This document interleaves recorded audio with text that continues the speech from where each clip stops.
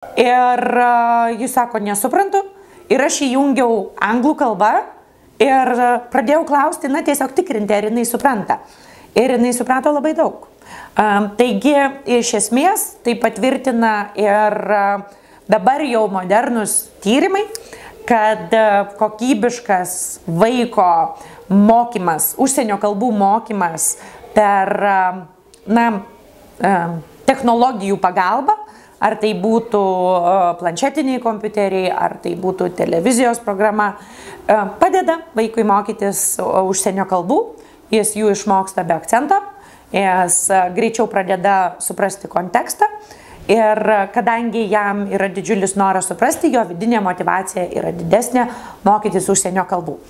Taigi, išvada bendra būtų tokia, kad tikrai nėra televizija ar kompiuteriai vien tik tai blogis, yra ir edukacinė ir pramoginė pusė, kurios yra lygiai taip pat svarbios mūsų gyvenime. Tik tai tam mes ir esame suaugusiai, kad kontroliuotumėme kiek, kaip ir kada. Ir jeigu mes atsisėsime ir kalbėsime apie tai su vaiku, tai manau, kad tai yra puikus mūsų gyvenimo papildas.